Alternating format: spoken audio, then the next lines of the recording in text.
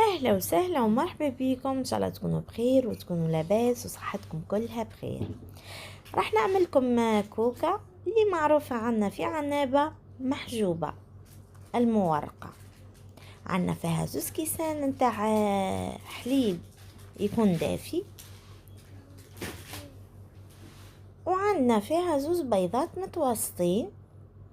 انتم اذا تحبوا يعني كونتيتي تكون صغيرة نقصوا المقادير.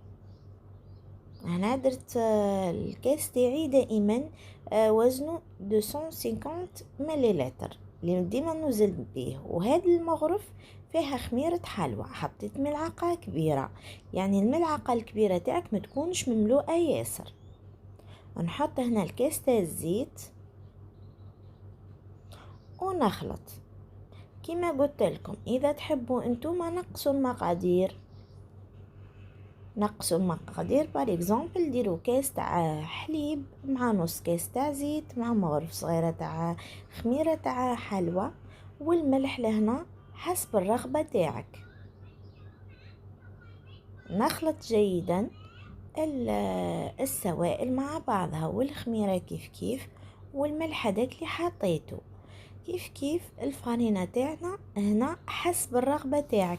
انا هزت لي تقريبا كيلو، وانتي والفرينة تاعك المهم حطي بالتدريج يعني، وخلطي المكونات تاعك وشوفي. لازم العجينة تاعك تكون حاكمة روحها. كملت حطيت عجنتها لهنا شوية برك، لميتها ما عجنتهاش، لميتها بركة وخليتها يعني تزيد ترقد شوية باش تزيد تطلق روحها وتساعدني باش نبدأ فيها. عندي لهنا الشكشوكة ديروا نورمال تاعكم. عندي كيلو تاع بصلة او 5 حبات كبار تاع بصلة الى 6، ملعقة كبيرة تاع طماطم، 4 فصوص تاع ثوم، وعنا هنا 4 حبات طماطم وشوية فلفل اكحل.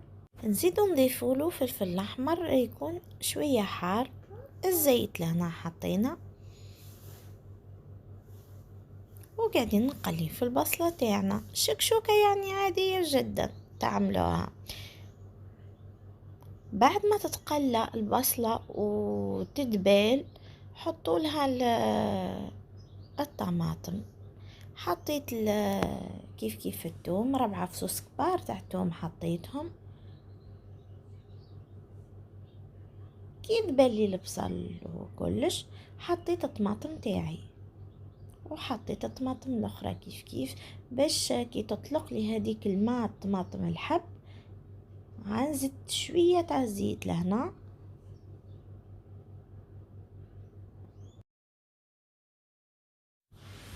بعد ما دبلي البصل والطماطم كلش مع بعضه هاي طاب، دركا راح نطفي عليها. لهنا حنصفي الزبده تاعي، راح نوريها لكم الطريقه باش تصلح لكم يعني التوريق تاعكم، وما تشريوش الزبده هذيك تاع التوريق اذا ما لقيتوش. انا وش قاعده ندير؟ عندي 500 غرام نتاع زبده رايحه ندوبها دركا. انا الزبده هذه انا درت كونتيتي كبيره، يعني باش مش راح نديرها كامله في العجينه تاعي، مش راح نعملها كل في العجينه تاعي. راح نهز منها غير شويه، والاخر اني نسحقه يعني في وصفات اخرى. وش ندير لها انا؟ راهي خلاص دابت لي ديك الزبده. راح نعمل لها 2 مغارف كبار تاع سميد، باش نحي 2 مغارف كبار تاع سميد، ولا اذا ما عندكمش سميد ديروا الفريك عادي باش نحي لها هذاك الحليب اللي من الفوق، يعني نصفيها. لهنا شوفوا كيف مش طلع لي من الفوق هذاك الحليب كامل. شوفوا رايحه نصفيها كامله. كي درت طريقه تاع السميد هنا تسهل عليا الحليب هذاك كامل، السميد كامل امتص هذاك الحليب. دوك تشوفوا كيفاش راح نخرجوا هنا. شوفوا كيف ماش خرج لي، شوف. ونبدا نصفي، وهذاك اللي في القدرة تاعي راهو محسوب كامل، بدا يعود لي زيت صافي، يعني زبدة صافية.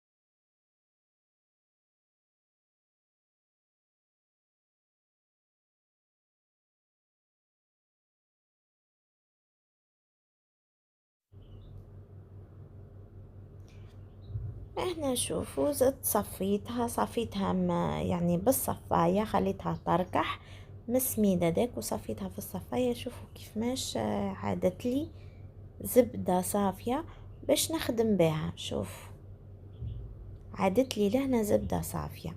هنا باش تصدق معاكم، انا بعد ما خليت العجينة تاعي ها هي ارتاحت، راح نعملها كويرات ونزيد نخليها ترتاح. شوفوا العجينة تاعي السمك نتاعها كيف. بعد ما رقدت لي هذه العجينة عجنتها غير شوية بركة، وكيف كيف باش نشوفوا السمك نتاعها كيف ماش ولات تقول معجونة رطبة ما شاء الله. نقسمها باش نعملها كويرات صغيرة.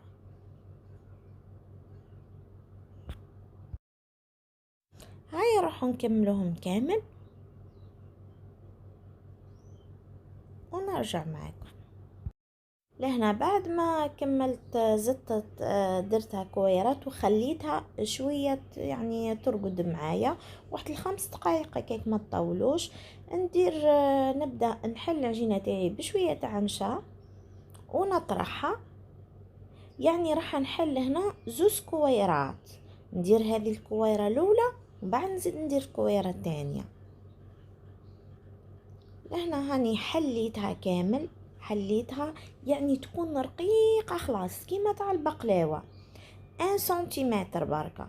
ونعمل لها الزبدة هذه طبعا تبقى لولا دايما نديروا لها الزبدة هذيك الدايبة اللي درناها اللي خالية من هذاك الحليب، يعني اللي صفيتها من الحليب هذاك.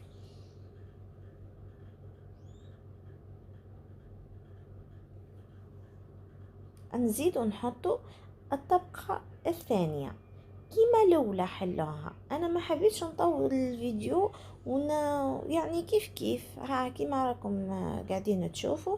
نزيد نعمل هنا في الطبقة الثانية، كملت هذيك الزبدة نطويها كيما نطوي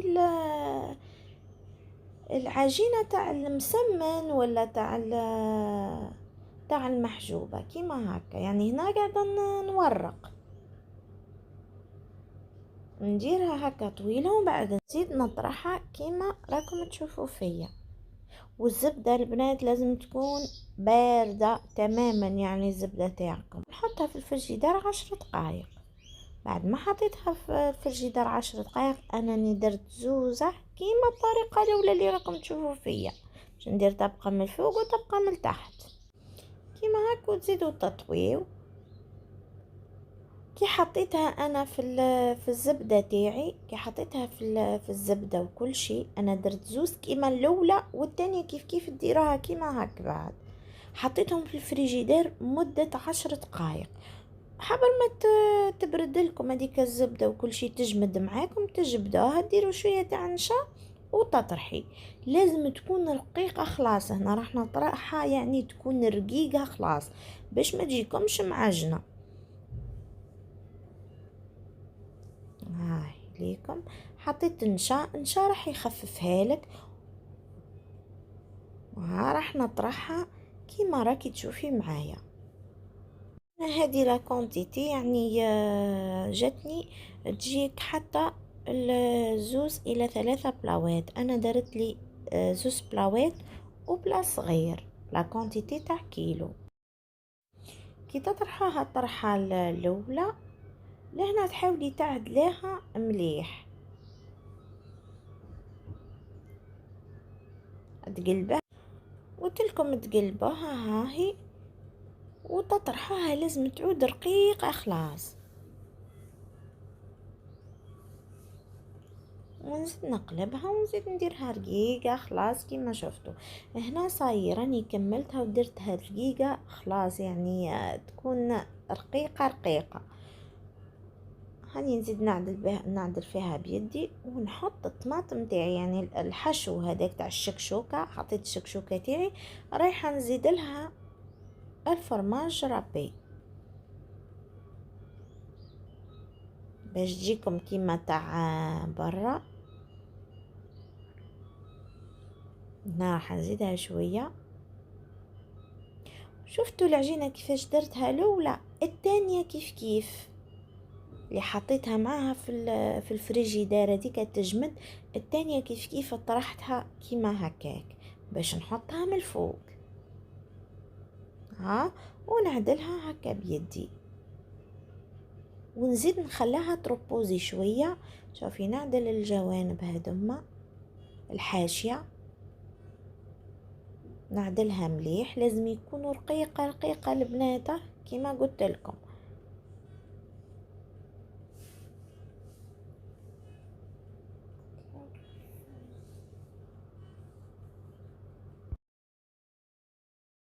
هنا بعد ما خليتها واحد 10 دقائق هكاك في الفريجيدير، رايحه نقطعها. انا ما عجبنيش القص هكا بالعرض، راح نقصها بالطول خير. قاعده نقص فيها دركا، راح نديرها مربعات كيما تحبي انت، ديرها مربعات مثلثات كيما تجي. احنا معروفه عنا يعني بالمحجوبه، وكاين ناس اخرين يقولوا لها الكوكا. رايحه نديرها مربعات هنا. بعد كده نحكم البيضه تاعي، صفار البيضه عفوا، وندير لها صفار البيض مع شويه تاع خل باش تروح لها هذيك الريحه تاع البيض او طعمه البيض ما تقعدش فيها، وتزيد كيف كيف تعطيك حموره من الفوق. صفار البيضه فقط.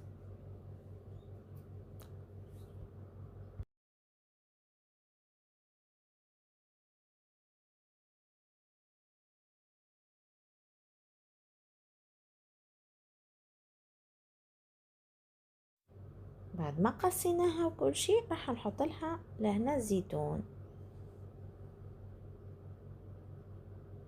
ولازم الفرن نتاعك يكون سخون، وبعد كده نقصي فيه خليها تطيب في عقلها باش تجيك يعني مورقة وطايبة مليح. لهنا هاني كملتها، ان شاء الله تعجبكم. شوفوا كيف ماشي التوريق مالقري، يعني درتها رقيقة خلاص تتقرمش يعني ما نحكي لكمش كيفاش تتقرمش، تجي تهبل. جربوها اكيد مش راح تندموا وتجيكم تانا خفيفة. شوفوا التوريق تاعها كيف كيف. نتمنى انكم تجربوها وتقولوا لي وش قولكم في تعليقاتكم، تعطوني رايكم. شوفوا ما شاء الله تتفتفت وحدها وبنينة، صدقوني خير من تاع يعني زبدة التوريق. تجي على الكيف ومش مزيتة وما تقهمش. شوفوا عاديك قاعدة نقول لكم رقوا على قد ما تقدروا. اذا دخلتي جديدة راح نقول لكم اهلا وسهلا ومرحبا بيك. ما